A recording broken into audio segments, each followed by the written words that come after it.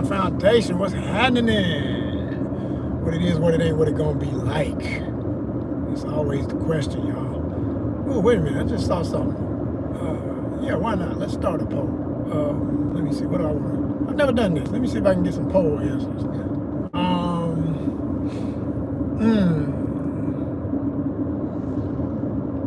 Let me see. What should I say? Do you think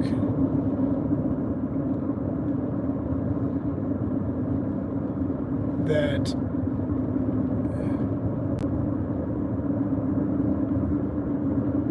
everyone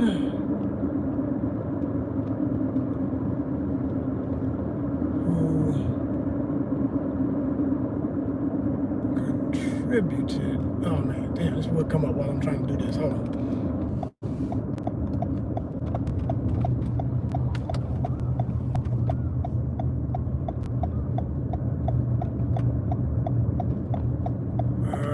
Contributed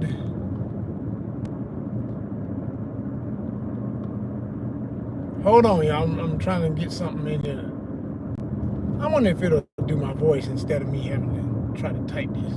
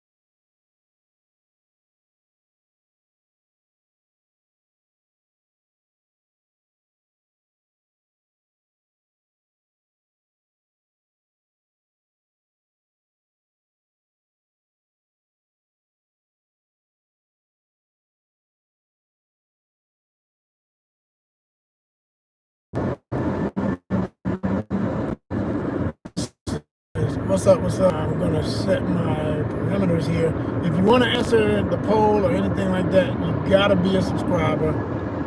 Nobody else matters around here. We deal with subscribers first. That's just what time it is right in this spot. We don't play them games, we don't play them games. You gotta be part of the monetization nation if you wanna be down with me. Okay? Please believe it. I can read it. I can read it.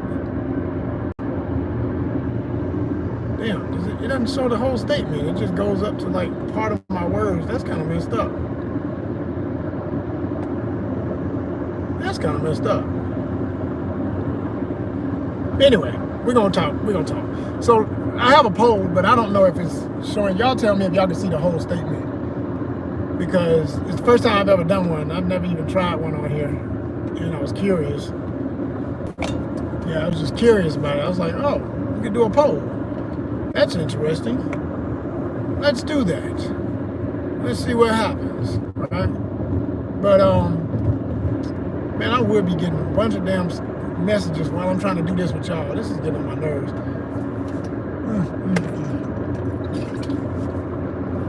But the poll basically reads, do you think that everyone who has contributed to societies in legitimate way, I'm gonna add other words to it, legitimate, never did nothing criminal, okay, ways, should be relieved of all financial debts from the past, like student loans, stuff like that, even credit card debt, like anything like that is getting in the way of them being able to get ahead and move forward, right?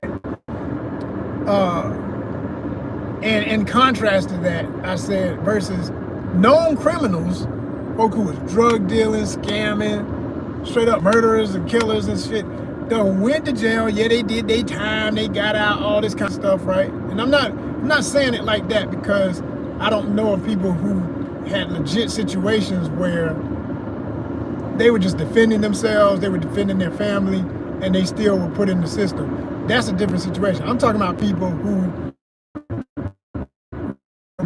just monsters, and to this day still technically are, and just have found ways to calm themselves enough because they found out ways to clean their dirty money, make all this money, and they have truly no remorse about their old ways. They feel like, and you know, those be the kind of folk who be rappers and stuff, and other kind of corrupt type, that, not to say all this, but I'm talking about the typical stereotype of the rapper who's used to be the dope dealer, bragging about what they used to do, you know, becomes this mega international star, whatever, even if it's just a local level star, and with their fame, they live in the lap of luxury, man. They doing it up. They doing everything anybody could dream of times 10, and they quick to always mention the statute of limitations, which is that legal code that says, you know, once your crimes have reached a certain amount of years later, there are no, you know, anything you want to speak about that, like if you want an interview talking about how you killed folk,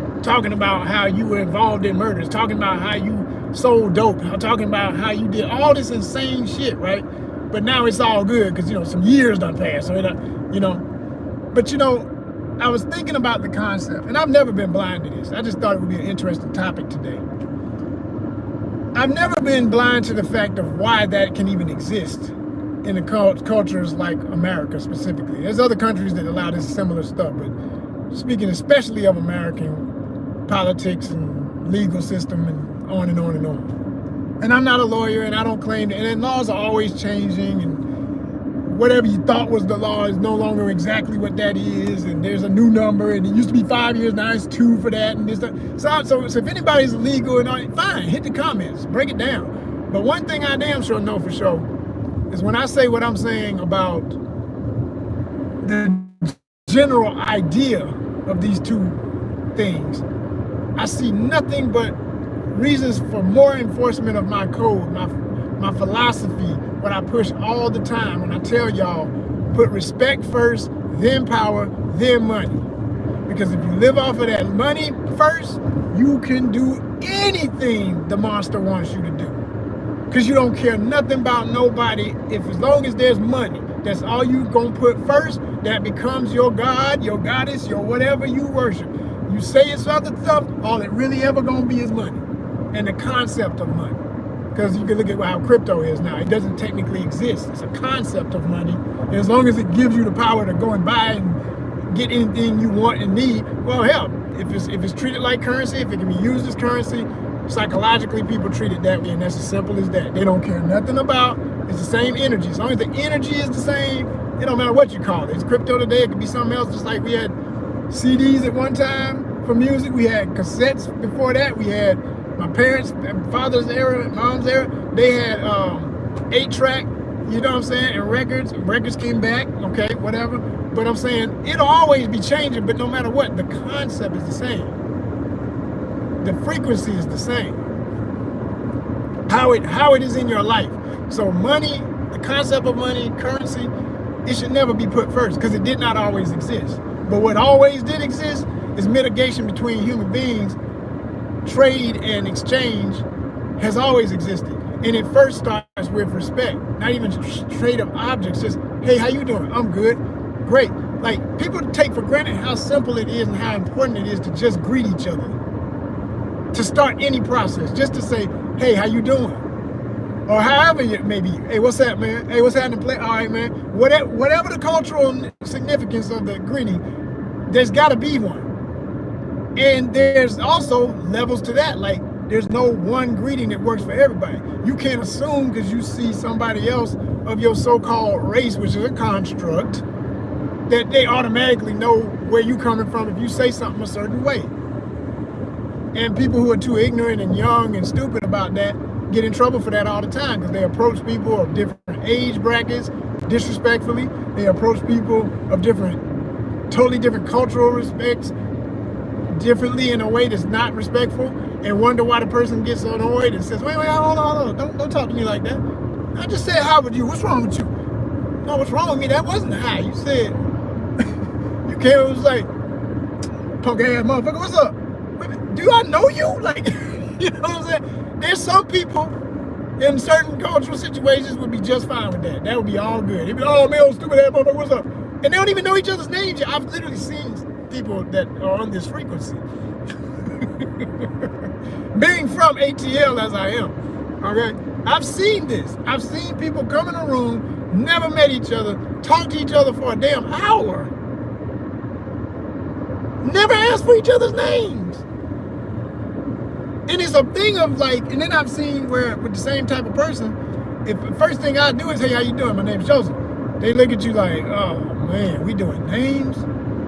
Oh gosh. Because they know you want, well, what's your name? And they're like, oh man, you mean I gotta be upfront with you and tell you who I am? And if I mess up, there's a track record of who did what. And oh man, I don't work like that. I do shady business. I do shady everything. I like to just, there's people like this, right? Because of how they came up, because of what they were around, because of what became normal in their time of development, early development especially. It's not strange to them to go to a place and come in and not greet everybody in the room. They don't have none of them old school rules. If you walk in a room, you are the one who is supposed to greet everybody. You walk in a room, is the room big enough for you to see everybody who's in it? Hey y'all, how y'all doing? To everybody. That's just even if they didn't act like they didn't hear you, even if nobody says hi back, it don't matter. You did what you were supposed to do. In the guise of the ancient wisdom of the universe itself, the universal codes, you accomplish what you always should do. If you're the first to walk in the room, you first to say what's up. Everybody else, if they don't say what's up, that's on them. You in the right pocket with the universe. You did what you were supposed to do to start the process of, I'm new to this, but I'm true to this. I don't know y'all, but we're gonna be all right because I at least did what I was supposed to do. Now, they come any kind of other way, the people in the room, that's on them. That's their karma. They messing up their karma. And the concept of karma is very real. Shout out to Hinduism and my Indian peoples, because that's where that comes from. Shout out to that part of Hindu culture, okay? One of the greatest concepts of human existence. There's many other versions of what that is, but the easiest one I love to reference all the time is karma. Because what you put out, you can get back, and you will. And you can be figurative of everybody around you, because none of us stand alone. You always got somebody, close friend, family. Your pet can pay the price for your stupidity. Your dog got what was coming to you, and then that, of course, hurts you because you love your dog. So it don't matter. It's gonna come back. It's gonna come back if you put out the wrong energy. You see what I'm saying? I have so much more I want to say about this, but I gotta cut this short, and hopefully it'll still be on after I do what I gotta do, because sometimes with YouTube it will hold the signal. Even when you walk away and come back to it, it'll pick up where you left off. Hopefully it'll let me do that today. I'm gonna just say this and give y'all something to marinate on, because if I lose this feed, and at least y'all can hit the comments and answer the poll or whatever. What got me talking about this, what I was ultimately building up to, I was giving y'all the sermon. I'm trained in some of that a little bit, so I know how to build things up to a point as an orator where you get to the point. But you got to take people on a journey, because they're going to appreciate it more when you give them a little bit of reference to something that might not be something they fully understand yet. So where I was going with it was I was thinking about my generations, Generation X, and particularly the Black American experience, and particularly, see, I keep breaking this down because it's got to be specific, and particularly hip-hop culture and cultures, okay? Because you could say culture for hip-hop as a global phenomenon, and then you got to get specific. That's why I'm always saying for the cultures, because there's some kids in Japan right now say, yo, we hip-hop. Like, yes, you are. And your hip-hop is a reflection of what you've seen here. So we are still the core, especially my generation. I was born into hip-hop. I was literally born one of the pivotal years of it all beginning, technically. Like, I'm literally 1 year after it began. You understand? I'm 1 year shy of when hip-hop is technically as a form of expression and being defined in New York when it was beginning and everything. And then, of course, there's all the elements that became what that became that make hip-hop way before it. It goes all the way back to the beginning of humanity in Africa. But just that one part of how things were styled and said and done and everything out of New York in the 70s. When you come from that era that I did, from this time that I, born into that time, and grew up in the 80s, you know, became conscious of really what's going on in the 80s. You know, when you're a little kid, you barely remember what was going on at 1, 2, 3, 4. By the time you get about maybe 3, you kind of know what's going on around you. Showing up at 5 and then on forward, right? So, yeah, by 1980, I was definitely knowing what was, you know, what life was looking like, even from a young perspective. So by the time, you know, all of the crack era and all those drug issues and drama and everything hit and destroyed what was being built in positivity and progression, and you see the effects to this day, I look back, as older men tend to do, older people tend to do. You're going to reflect, you're going to reminisce. And I was watching older movies from my era, right? And I watched Jason's Lyric. I started it about a month ago, and I couldn't even finish it. It's such a depressing movie. I always know, that was, of all the movies that came out around that time, Jason's Lyric is one of those movies that's so damn depressing. I always thought I'd probably only watch it once, but this may have been my 3rd time rewatching it. But this time, watching it with new eyes as an older gentleman, I saw things I didn't see before, and I saw things I didn't see the same because I'm an actor too. So I'm, you know, being in the biz, I appreciated and even didn't appreciate some performances as much as I thought I did back in the day, because I could pick them apart in a different way now, because I've had training, I've been on sets, I know what it is, and I know that process. So, and there's no pun to anybody who was in it, because everybody still did a decent to great, amazing job, depending on which actor I'm talking about. But that story is so freaking depressing. And it got me thinking about the overall effect of the crack era and all the thug life and thuggery. I mean, even the phrase thug life was said in the film by Bokeem Woodbine's character, the most shady of the 2 brothers. There's Jason, and then there was his brother. And that all gets expressed in the film. And it was just like, it got me thinking about how much that affected everything, and how I lived to see how it affected everything, and how it went right in tandem with the prison industrial complex. And if you don't know what that is, let's do a quick reference to that, because I don't feel like explaining that easy part of it. If you're in this class, you should have done, that was last year's homework. You should already know what that means. If you don't, look it up. You need to know, because it's a real thing. But yeah, this was right in tandem with the prison industrial complex. That's still in effect. The master plan was always in effect. And you see in this movie so many tropes that came to pass and still affect generations later. And I said, man, damn this thing. Because it just got me thinking about how my time, and how I didn't, thank goodness, because of the way I was raised and the 2 parents I have, I wasn't privy to have to deal with that level of trauma. But I did have to deal with the residual trauma of everything that was going on at that time, and still have the effects of it in communities that I'm akin to, friends with, family with, etc. I mean, throughout my life story, there's been the effects of this thing, whether it was direct or indirect. And it got me thinking about, like I said in my question, my poll, for those who contributed to society versus those who paid a debt to society, because that's what they say when people end up in the prison system. They say, well, you had to pay a debt to society. Okay. Well, if somebody never had to pay a debt to society, they just contributed to society, why is it a criminal, as we see sometimes, a lot of times, for the ones who could live? Because that's the other part. It ain't nothing easy about doing that shit either. You're going to end up dead, in prison, on drugs, and still dying, crippled in some way or another, which is why I know with most of the folk who come out rapping about it and stuff, they didn't do it that long if they did it at all. Because there's always there's the actors, and then there's the ones who did do a little bit of dirt, and then they stopped doing it because they got into the music business. That saved their life, because otherwise they would have been lost to the streets and all that stuff.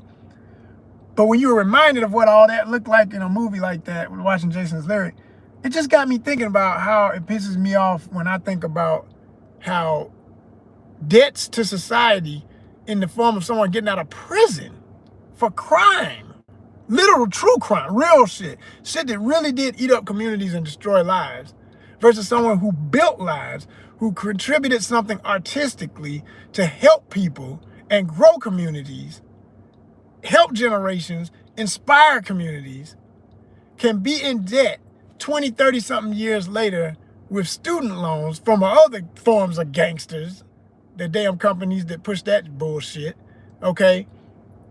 But yet you, who did all this heinous shit back in the day, can just get on an interview and casually talk about, as long as you, you know, drop your head and sound sorrowful for your homeboys who died and all this other stuff. But everybody else who didn't even get caught up in that noise, but had to still deal with it residually, went to funerals for people who were caught in the crossfire and died and were never gangbanging and shit like that, okay?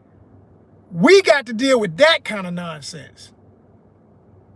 We got to deal with the pain of that still, but still watching these motherfuckers who lived celebrate their bullshit in rap and in every form other, throwing it in your face constantly that, yay, you know, if you can make it through hell, man, partying with the devil is all right. And then every now and then they give you a puffy case and somebody goes down for their shit. But that ain't enough for what it really is. When there's so many people, myself and others, who are professionals, who never did none of that dirt like that, but was affected by it, had to understand it. See, the thugs never had to understand our brilliance, but we had to understand thuggism to survive. You had to know codes just to move, to not get caught up. You had to know when to leave the party. You see what I'm saying?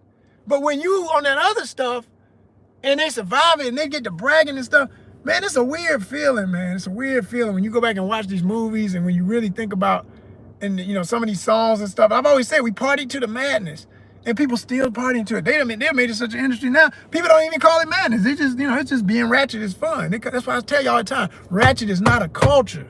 It's the fallout of a culture.